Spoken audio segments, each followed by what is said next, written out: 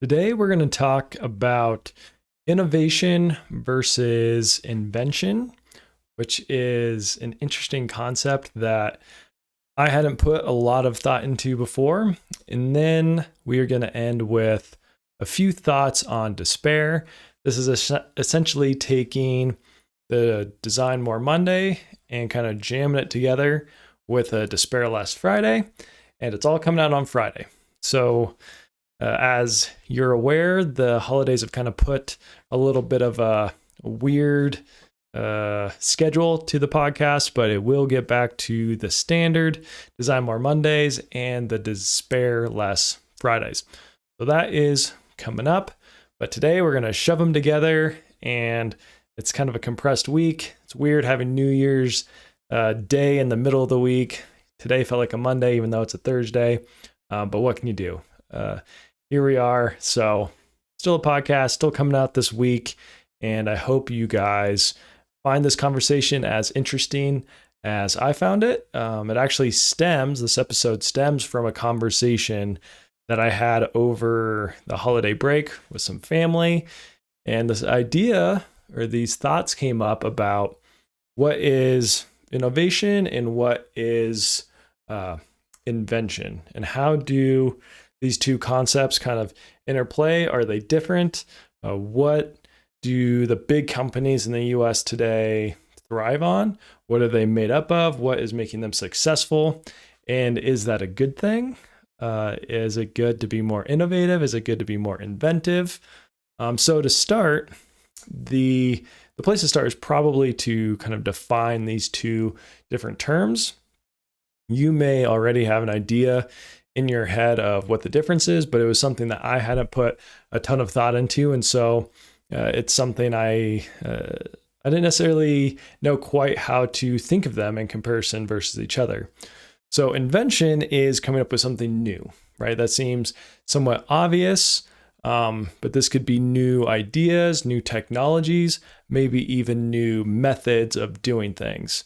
So it's more about this creation of something that hasn't existed before. And then innovation is typically thought of as taking things that have already been created, taking things that have already been designed, and mashing them together potentially in new ways, using them in new ways. Maybe it's refining them, making them more user-friendly, making them more accessible, things like that. So invention or inventors create something in a lot of ways fundamentally new.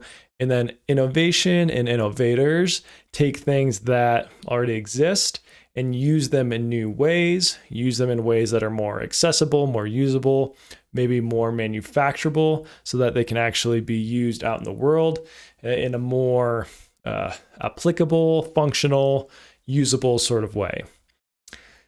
And so in this conversation, we discussed how companies today aren't necessarily, at least one argument was that they're not that inventive. They're more just innovative. We're all just innovators. And that's something that everybody talks about, is just being innovative, which is a good thing, right? But is it as good as being inventors? And we talked about how when you are a new designer, a new engineer, joining or just starting in college, do you think of yourself more as an inventor or more as an innovator? And I think that's a good question to ask yourself. Do you look at yourself more as someone who's coming up with these brand new things, these brand new technologies? Do you want to be someone who is on that cutting edge of developing something that maybe was thought to be physically impossible? Or are you someone who's more on that innovative side, who is interested in a lot of different things, and you like new technologies, and you kind of see how people aren't optimizing technologies. They're not using them, or they're not combining them in the right ways. And you're passionate about taking those things and bringing them together and creating new products, new goods, new services that utilize technology and deliver a useful product. And so just think about that with yourself a little bit, and what interests you, what you find inspiring, and what you think you're good at. And then think about some of the companies, some of the big companies in the world right now, companies like Apple, Google, Amazon, Tesla. Do you see these companies as innovators or as inventors? And the truth is, for the most part, they're a little bit of both, right? Probably lean more on the innovation side because developing new technologies is really, really difficult. But it's also really difficult to innovate. It's really difficult to innovate in manufacturing, right? To manufacture something at a large scale and make it cheap and make it reliable and make it something that is a product people love is really, really difficult. To make it something that can be delivered on time. And when you're building hundreds of them, thousands of them, tens of thousands, millions of this product, right? That manufacturing process is probably has to be incredibly innovative, right? So it's not to disparage one or the other, but I think it's just an interesting thought experiment. What are new inventions by some of these companies? A good example would be the iPhone by Apple. Would you say this is an invention or would you say this is an innovation? Okay. Well, they didn't necessarily develop the fundamental technology of the iPhone. They already had a touch iPod, right? They already had cameras built into that. There was already cell phones in existence. They already had computers. So was this something they invented? Or was it just an innovation? They took these different technologies and combined them together into a product that was incredibly useful and really just changed the market and probably changed the world. You could argue whether it's been a net good or net bad, but it's something that's definitely changed the world. And in my mind, I think of that more as an innovation since they're not actually developing or for the iPhone itself, the technology wasn't necessarily new. It was taking these different technologies and combining them in innovative ways, maybe getting innovative with the battery size and how efficient it could operate so it could last more than a few minutes.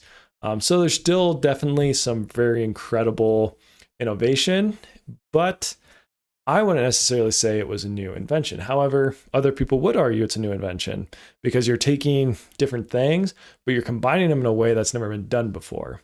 So that could be inventive in and of itself.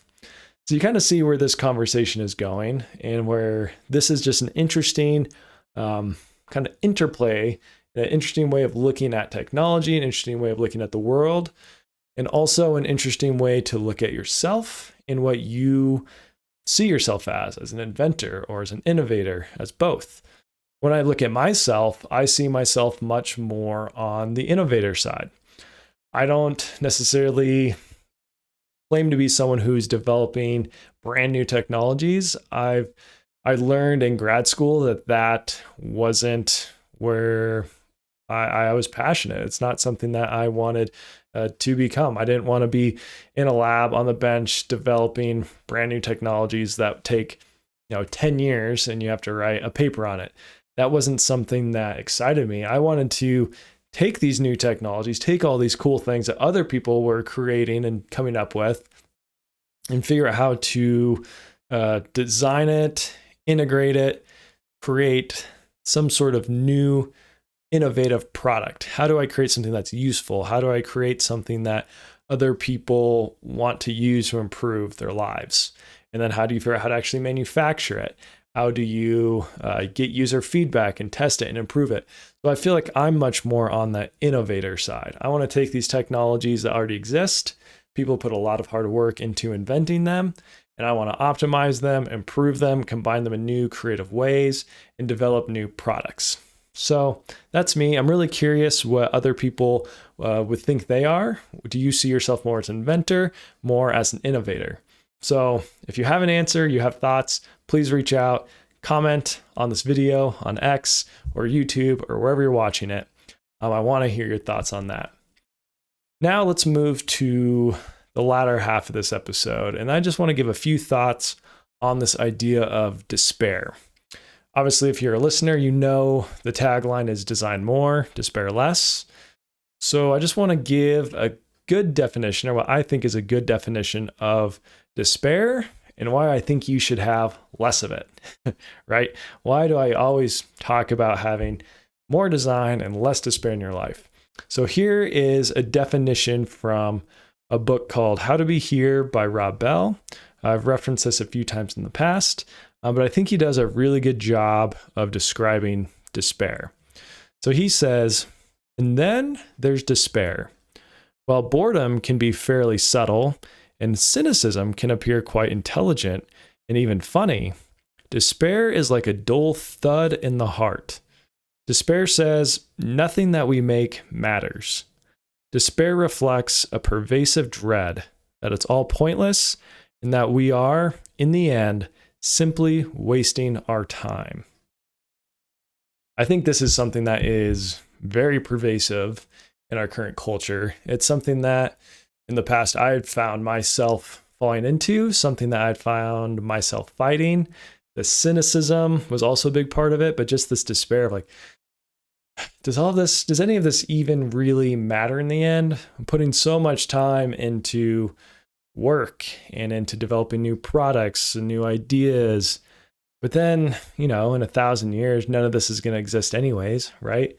In 100 years, none of us will be alive. So what does this all matter? And you can just see where this despair starts to creep. We're like, nothing I do really matters, right? And it really just saps you of your energy, saps you of that vitality in your life, and saps you of your meaning and your purpose. And so I think that is something that in a more materialistic world these days, we find ourselves fighting quite a bit. What actually matters about what we do?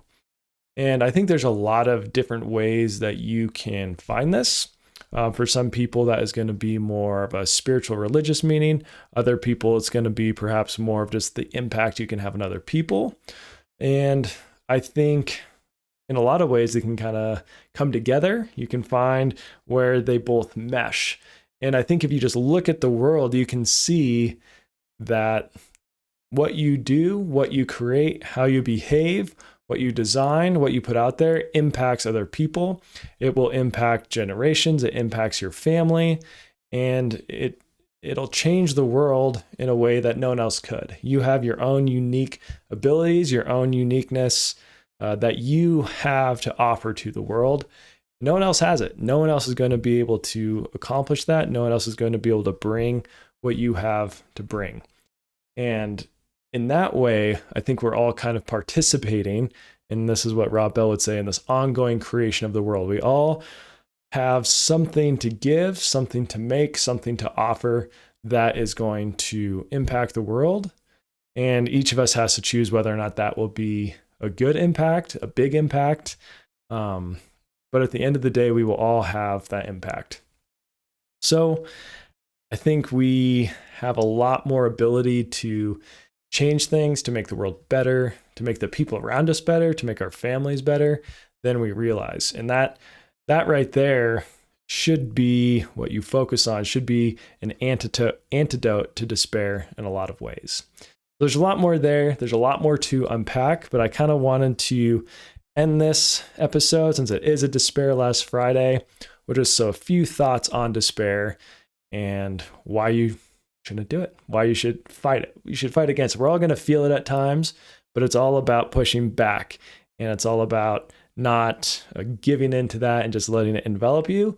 And it's about looking for ways to find meaning and purpose and know that you have meaning and purpose in your life. So that's it for this episode. Again, this is a bit of a mash together Design More Monday, Despair Last Friday. I hope you found these things interesting. Please, as always, reach out, comment on X, send a message on X or an email or on YouTube, wherever you may be watching or listening. As always, remember, design more, despair less. Thanks for watching.